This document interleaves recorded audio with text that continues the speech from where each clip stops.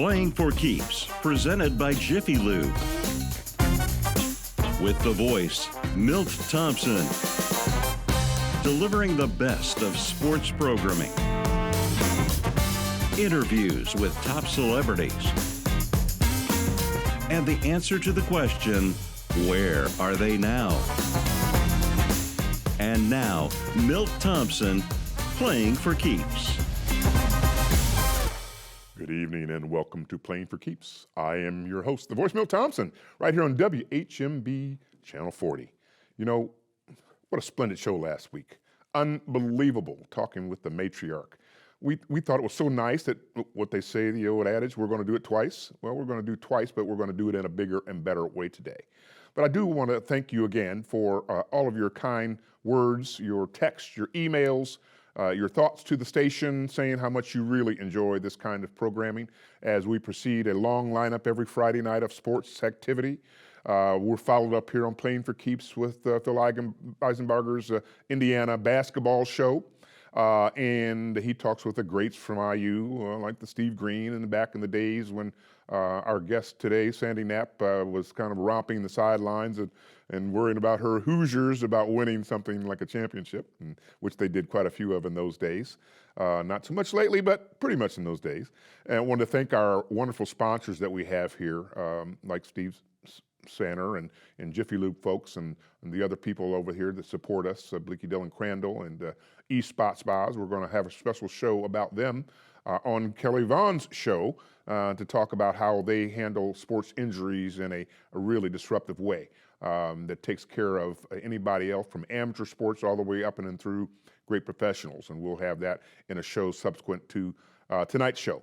But tonight's show is the second part of a version with the Mooresville matriarch, the woman who really, truly put her mark on the world of sports in central Indiana and really around the globe, around the world. And one thing she says, you know, when we travel, what goes on the road stays on the road. Famous words from the wonderful Sandy Knapp. And we'll talk a little bit more about that right after these short words. You come right back here as we get the second part of the matriarch from Mooresville. We'll be right back here on Playing for Keeps. Playing for Keeps, presented by Jiffy Lube. Playing for Keeps, presented by Jiffy Lube. And welcome back to Playing for Keeps. I am your host, the voice, Milt Thompson. Thank you for tuning in again this week for a very, very special edition. It's a twofer, being, you know, Women's Month. Well, in my opinion, it's always Women's Month.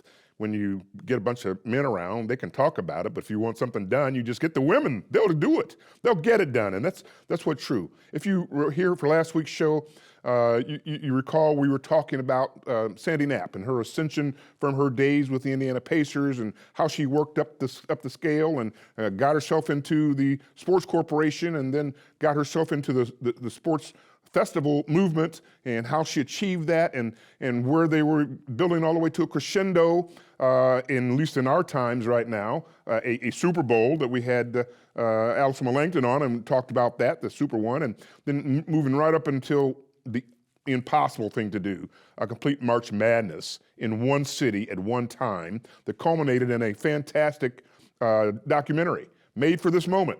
That was done by some friends of ours. And part of that show, the Sandy Knapp gives you some of that history. And she'll say, how do you compress 40 years of history down into 80 or 90 minutes of a documentary? They've done so. So I'm going to ask all of you to make yourself available to find out about that particular documentary because it's splendid. It talks about all the people that were involved in it, and particularly Sandy Knapp. Sandy, welcome back to our show this week. We're so excited because you left everybody hanging. After the sports festival, there's more to go before we were made for this moment. Tell us about what happened after the sports festival, and we kind of got a grip on the world, and we were telling about how Indianapolis is going to do things better. We're always going to set the bar a little bit higher and do things a little bit better. Then comes along a couple of other events that got people to think more about Indianapolis and the sports corporation as a economic development strategy. Well, after the sports festival, which was our introduction to the world of national governing bodies, we pretty much had our pick of the events that we thought would be a good fit for Indianapolis. So we started working on what national championships or world championships made sense. And that brought us into the world of track and field, the world of rowing, the world of gymnastics, the world of diving. And all of a sudden, we had a calendar of events that were basically unequaled. I think a lot of the national governing bodies at that point were so new and were unaccustomed to a city pursuing them. And, and so we were ahead of the curve. Other cities hadn't quite figured out, you know, how to do this or what it could eventually evolve into. So we had a window there where we pretty much would cherry pick what events made sense here, what we thought, you know, the local population would be interested in and support, and what made economic sense, and what fit our venues. Again, you look at the venues that we had, and they clearly suggested certain events. You look at that natatorium, and it was a world-class aquatic facilities, swimming, diving, synchronized swimming, water polo, perfect fits. You looked at the new track and field. You looked at the new rowing course out at Eagle Creek. Again, all of the events that we had in those years following the sports festival all really made sense because of the venues. And not only coincidentally, that they also represented the most medals, if you were to put them all together from an Olympic perspective. So not only are you talking about tremendous sports, tremendous champions within those sports, but you're also talking about organizations that now had to flourish as their own businesses, had figured out a way under the new Olympic structure from the old AAU structure to develop a business. And where else could you do that like a place like Indianapolis? Well, we hoped that that made sense. We were aggressive in terms of recruiting national governing bodies that made sense in terms of the venues that were here, because we thought, you think about them bringing athletes here to train or having junior events here that could lead to national championships, and all of it was. Some of it was just perfect timing. Again, we were ahead of the curve. Cities started figuring it out though, because the media fell in love with what we were doing here. And we became, Indianapolis became a headline in all kinds of publications, national and particularly national publications. And so soon, one of the side jobs that we had at the Indiana Sports Corporation was receiving people from other cities, because they would contact our chamber or they would contact our mayor's office and ultimately be sent to our doorstep. And I eventually thought, now why in the world do I want to train my competition? I mean, how much sense does that make? But at the same time, being a good citizen, I knew it was important to help grow this initiative. So I put together what I called a starter kit, so that we could not spend so much time helping other cities, but we could give them the basics. And what they did with the basics was up to them. So I had a starter kit, and we'd spend time with them, or we would make connections for them so that we were helpful, but we were not, we were also mindfully aware that we were creating our competition. And that has proven to be true. Now, when Indianapolis goes to bid for an event, it's not a slam dunk. Correct. We have to fight our way through the competition and win that bid in order to host that event.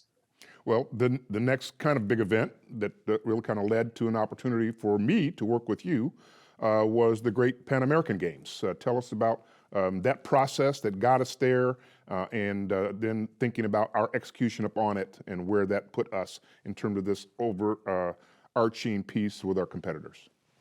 Well, the 87 Pan American Games were originally awarded to, I think, Ecuador, or a country. They defaulted because of economic and financial instability. The backup country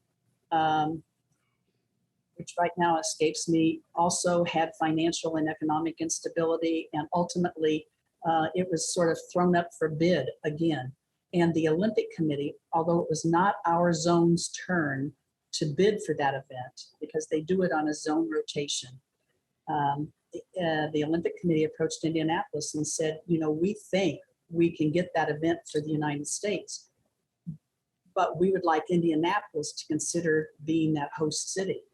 So again, timing and building relationships and delivering repeatedly on both the sports festival and on Olympic level championships put us in the right place for the Olympic Committee to basically invite us to join them to bid.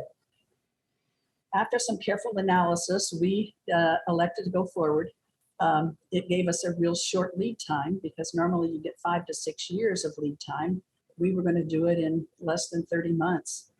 But once again, Indianapolis said, there's a window here. Let's just not miss this opportunity. So fortunately, it was in that time frame, Sandy, that Mark Miles and I got asked to do a little shuttle diplomacy in South America, and particularly to talk with CABABA, the Western Hemisphere's basketball organization, about changing their deal from round robin to final medal play, so that we could predict where it is we could go get broadcast rights for that Sunday afternoon, where they would have a basketball final, and we could predict when the United States was going to play. Long story there. I'll bring Mark on to have more conversation about that. But that was part of that analysis about whether or not we could pull it off. So go right ahead with your story about how we were able to pull it off. Well, we were able to hire Mark Miles. Ted Bohm, who had been the chairman of the organizing committee, as a volunteer for the National Sports Festival, agreed to be the chair of the organizing committee for the 1987 Pan American Games. I became the vice chair, and I thought that would be my position. And then ultimately, the Sports Corporation is still an ongoing business and still bidding for other events and still staging other events. So we formed PAXI, Pan American Games 10, which was a separate organization from the Sports Corporation. And I got to wear 2 hats. I got to be the president of the Sports Corporation, but I also then got to be the head of corporate development. And that's where Milt and I really bonded, because our job, bottom line, was to raise all the money to pay for staging the Pan American Games. That's sponsorships, that's licensing, that's broadcast rights, that's charitable contributions, and it was no small feat that we actually accomplished it. Well, we had a third partner, Tom Eggleston, also joined us. So it was really kind of the three-headed monster there, or 2 young lawyers who were taking their lead from our matriarch here, and began to go figure out how it is we can finance this big thing that had the same size and scope of an Olympic Games, but with a lot less money with it which to do it. We're going to come back, briefly talk about that before we lead right on up into the big time, from Super Bowls on through a March Madness opportunity that no one could really do quite as well.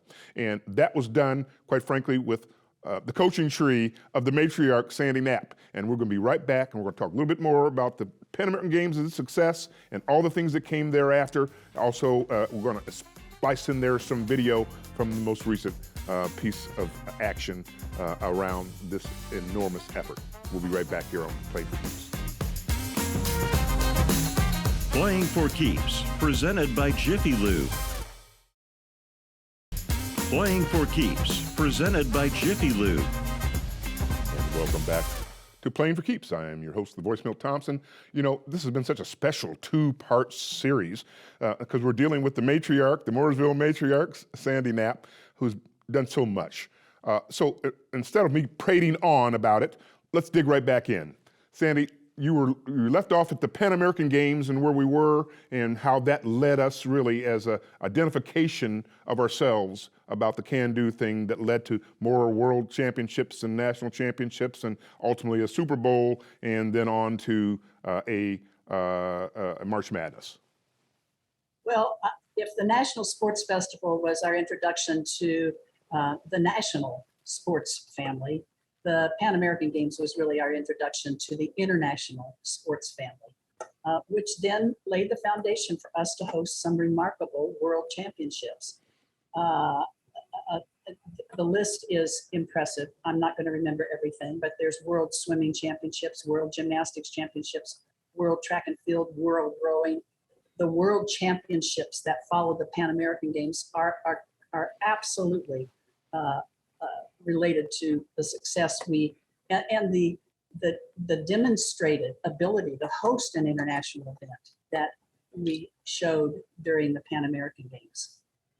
And and it's sort of like not long after that, I can't remember the exact timing, but the relocation of the NCAA to Indianapolis was a critical piece of the puzzle that eventually led to the staging of the entire NCAA men's basketball tournament.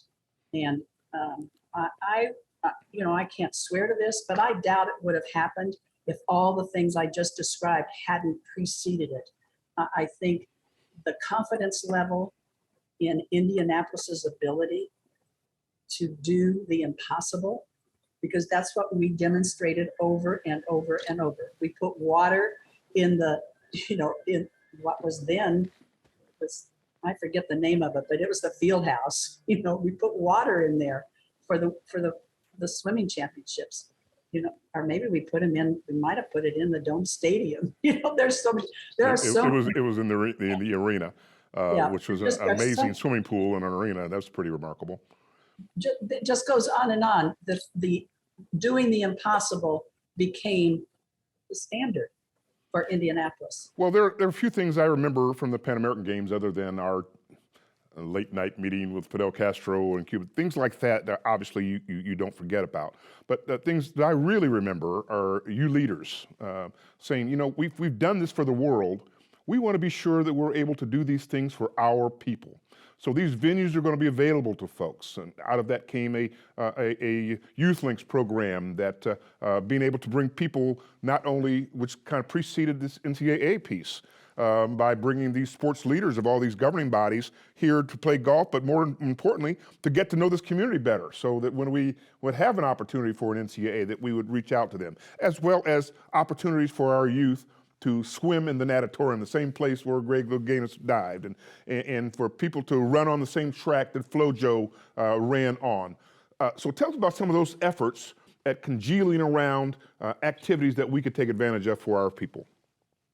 None of the events that we hosted, even including the sports festival, missed an opportunity to have a youth component and an arts and culture component. We wanted to make sure that there was a legacy, which again surfaces when you hear about the Super Bowl or about the basketball championships in later years. But the foundation for that was at the very, very beginning. There was always a youth component. Also, we began developing at the earliest days a cadre of volunteers. There are people that worked on this sports festival that are still working on events today. And those volunteers were critical to the success of everything from 1980 on. So, you can look at the venues and you can look at the glamour sports, but a great deal of our success can be traced back to the commitment from the volunteers and the vision. Frankly, I've always said this, that Jim Morris had the vision, but Ted Bohm was able to reduce it down to a manageable, on paper project. It wasn't just, dreams and wonderful ideas. And Sandy Knapp was able to take this group of folks with the cottage industry of experts and execute upon the game plan. Somebody had to do it. The great matriarch is the one that was able to do that. And wow, what a fantastic benefit we have had as not only a city, but as experts. When you think of Jack Swarbrick being athletic directors, and we're going to have in our studios talking to Fred Glass about his book and him being athletic director at Your Beloved IU, and we're even folks like me get to have television shows talking about sports. All the things that come out of the wonderful leadership of our matriarch, Sandy Knapp. Sandy, we're gonna jump into Made for This Moment, have a few scenes from that, but more importantly, we're gonna say thank you, thank you, thank you, and we want you back. We want you back. I know you're in Austin and having a good time with retirement, but you know, this place would never have been the same without you, and we all owe you a gratitude and some love. Thank you, Sandy. Very kind. Thank you, Milt. It's my pleasure.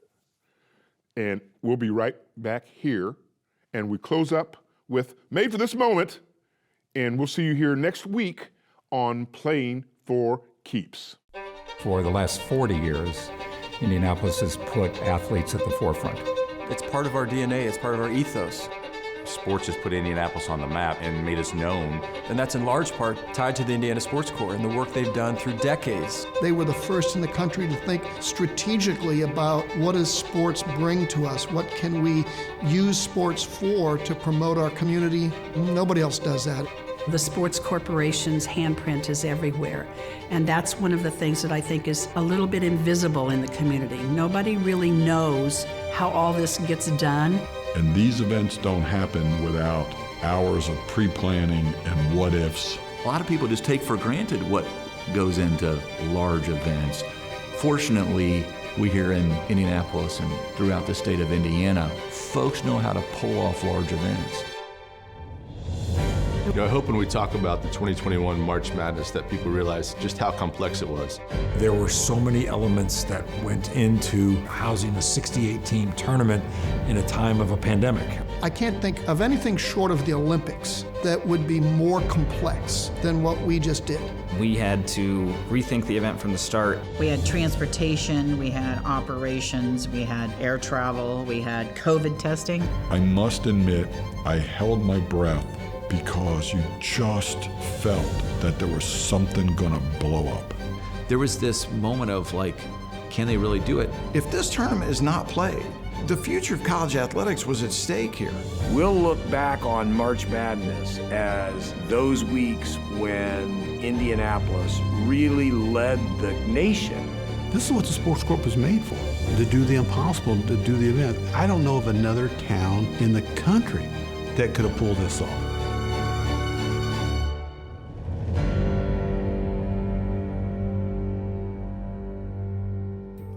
I think a good way to get a grip on really the story of the Indianapolis transformation, if you want to call it that, and the role that the Indiana Sports Corporation played in it, is really to imagine a humongous jigsaw puzzle composed of hundreds of pieces, maybe thousands of pieces. And really, before you can start to put pieces in place on your puzzle, you got to see what the cover of the box looks like. I mean, what's the picture supposed to be?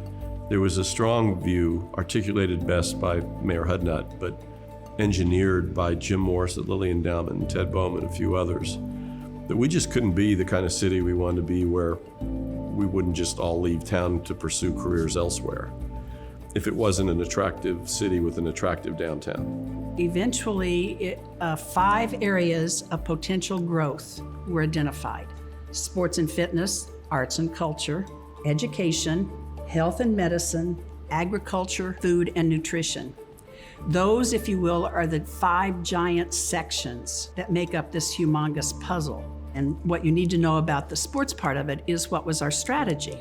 When I think back to the beginning of the strategy, it really wasn't a sports strategy. It was a downtown strategy. Really, the genesis for the downtown sports movement was when Mayor Lugar really got pressed about how are we going to have a downtown without having an arena downtown instead of somewhere out in the hinterlands.